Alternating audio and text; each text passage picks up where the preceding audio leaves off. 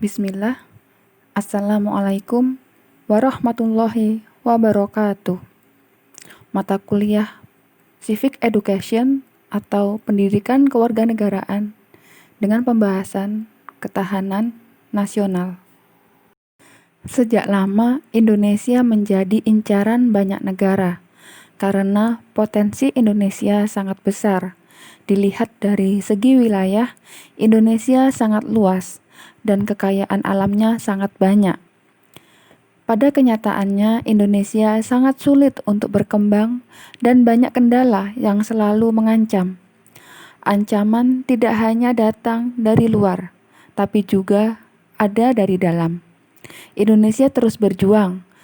Terbukti setelah perjuangan tanpa lelah merebut kemerdekaan, membentuk NKRI, ancaman dan gangguan juga masih timbul dari dalam. Dari kegiatan yang bersifat fisik sampai ideologis. Ancaman yang pernah muncul adalah gerakan separatis, seperti pemberontakan PKI, RMS, dan lepasnya Timor Timur, yang pernah menyatakan diri berintegrasi dengan Indonesia. Selain itu, masih banyak wilayah atau provinsi di Indonesia yang ingin dirinya merdeka atau lepas dari Indonesia, seperti Aceh dan Irian Jaya. Tidak hanya itu, masih adanya aksi provokasi dan berbagai macam kerusuhan yang beraroma etnis dan agama. Meskipun demikian, Indonesia masih tetap tegak sebagai negara kesatuan. Hal ini didorong oleh kesadaran bahwa Indonesia tetap dipengaruhi oleh kondisi dunia dan letak geografis. Dengan dihadapkan pada lingkungan dunia yang serba berubah, akan memberikan motivasi dalam menciptakan suasana damai, tertib dalam tatanan nasional, dan hubungan internasional yang serasi. Untuk itu, diperlukan kondisi dinamis satu bangsa yang dapat mengantisipasi keadaan apapun yang terjadi di negeri ini.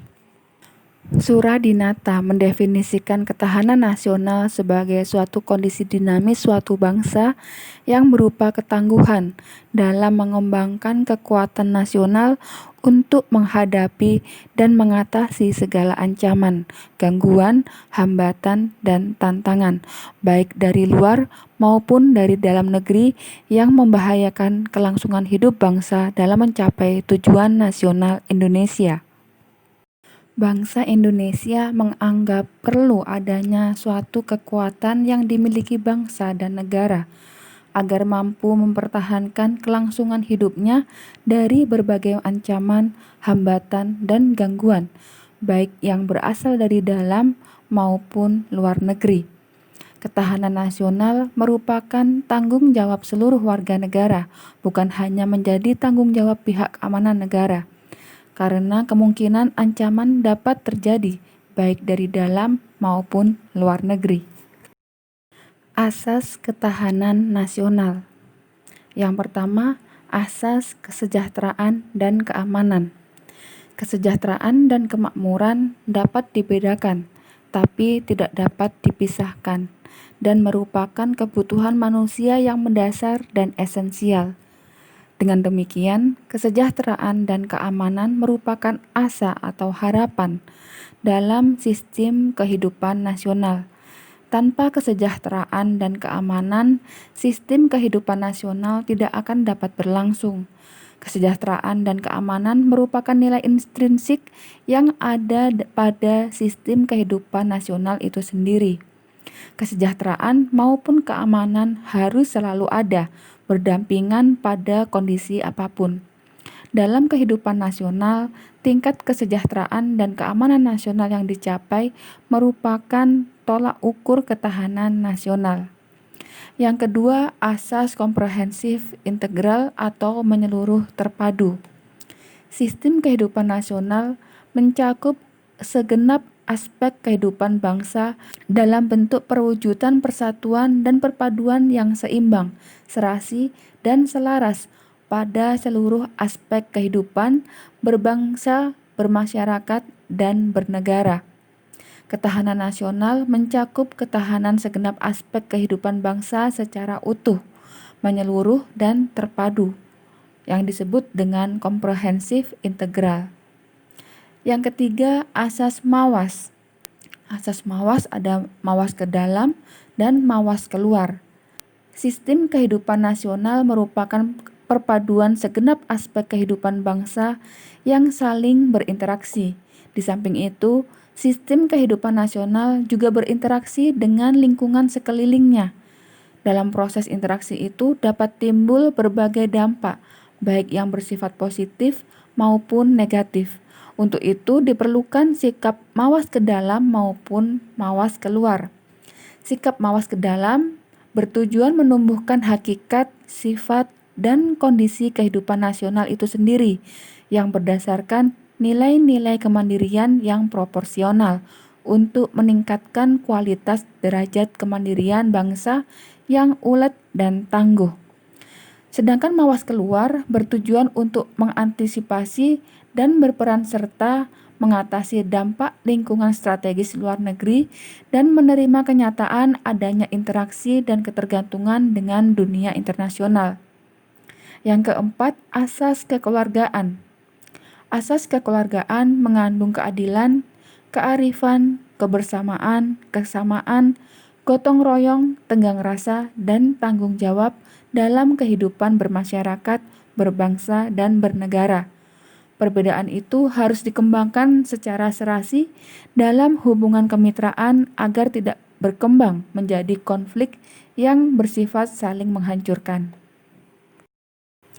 Unsur ketahanan nasional. Adanya sejumlah unsur atau faktor yang selanjutnya diistilahkan sebagai gatra. Gatra ketahanan nasional di Indonesia disebut dengan Astagatra atau 8 gatra yang terdiri atas Trigatra atau 3 gatra dan Pancagatra atau 5 gatra. Unsur atau gatra dalam ketahanan nasional Indonesia adalah sebagai berikut. Yang pertama, 3 aspek kehidupan alamiah atau trigatra. Di antaranya gatra letak dan kedudukan geografis.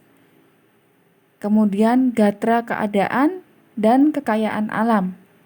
Dan gatra keadaan dan kemampuan penduduk.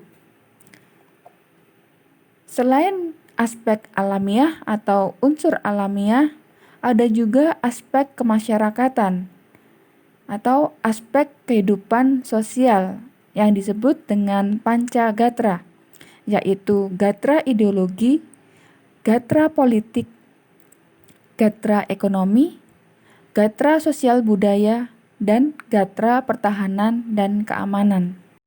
Model Astagatra itu merupakan perangkat hubungan bidang-bidang kehidupan manusia dan budaya yang berlangsung di atas bumi ini dengan memanfaatkan segala kekayaan alam yang dapat dicapai dengan menggunakan kemampuannya. Model ini merupakan hasil kajian Lemhanas. Adapun penjelasan dari masing-masing gatra adalah sebagai berikut. Yang pertama, gatra letak geografi atau wilayah menentukan kekuatan nasional negara. Hal yang terkait dengan wilayah negara meliputi bentuk wilayah negara yang dapat berupa negara pantai, negara kepulauan, atau negara kontinental. Kemudian, luas wilayah negara. Ada negara dengan wilayah yang luas dan ada negara dengan wilayah yang sempit atau kecil. Hal yang berkaitan dengan wilayah negara berikutnya adalah posisi geografis, astronomis, dan geologis negara. Yang terakhir, daya dukung wilayah negara. Ada wilayah yang habitable dan ada wilayah yang uninhabitable. Dalam kaitannya dengan wilayah negara, pada masa sekarang perlu dipertimbangkan adanya kemajuan teknologi transportasi, informasi, dan komunikasi. Suatu wilayah yang pada awalnya sama sekali tidak mendukung kekuatan nasional karena penggunaan teknologi bisa kemungkinan menjadi unsur kekuatan nasional negara. Gatra yang kedua, gatra keadaan dan kekayaan alam. Sumber kekayaan alam dalam suatu wilayah baik kualitas maupun kuantitasnya, sangat diperlukan bagi kehidupan nasional. Oleh karena itu, keberadaannya perlu dijaga kelestariannya. Kedaulatan wilayah nasional merupakan sarana bagi tersedianya sumber kekayaan alam dan menjadi modal dasar pembangunan. Selanjutnya, pengelolaan dan pengembangan sumber kekayaan alam merupakan salah satu indikator ketahanan nasional. Hal-hal yang berkaitan dengan unsur sumber daya alam sebagai elemen ketahanan nasional adalah meliputi yang pertama, potensi sumber daya alam wilayah yang bersangkutan, mencakup sumber daya alam hewani, nabati, dan tambang. Yang kedua, kemampuan mengeksplorasi sumber daya alam. Yang ketiga, pemanfaatan sumber daya alam dengan memperhitungkan masa depan dan lingkungan hidup. Yang keempat, kontrol atas sumber daya alam. Yang ketiga, gatra keadaan dan gatra kemampuan penduduk. Gatra penduduk sangat besar pengaruhnya terhadap upaya membina dan mengembangkan ketahanan nasional. Penduduk yang produktif atau yang sering disebut dengan sumber daya manusia yang berkualitas mempunyai korelasi positif dalam pemanfaatan sumber daya alam serta menjaga kelestarian lingkungan hidup atau geografi baik secara fisik maupun sosial. Selanjutnya dari aspek kemasyarakatan. Ada gatra ideologi. Gatra ideologi menunjuk pada perangkat ideologis untuk mempersatukan persepsi dan mempersatukan bangsa, yaitu Pancasila. Hal ini dikarenakan bangsa Indonesia merupakan bangsa yang memiliki keanekaragaman yang tinggi. Keadaan ini mempunyai dua peluang, yaitu di satu sisi berpotensi perpecahan dan di sisi yang lain sebagai kekayaan bangsa dan menumbuhkan rasa kebanggaan. Unsur ideologi diperlukan untuk mempersatukan bangsa yang beragam. Yang kedua, gatra politik. Berkaitan dengan kemampuan mengelola nilai dan sumber daya bersama agar tidak menimbulkan perpecahan, tapi stabil dan konstruktif untuk pembangunan. Politik yang stabil akan memberikan rasa aman, serta memperkokoh persatuan dan kesatuan bangsa, sehingga pada gilirannya akan memantapkan ketahanan nasional suatu bangsa. Yang ketiga, gatra ekonomi. Gatra ekonomi yang dijalankan oleh suatu negara merupakan kekuatan nasional negara, terlebih di era global.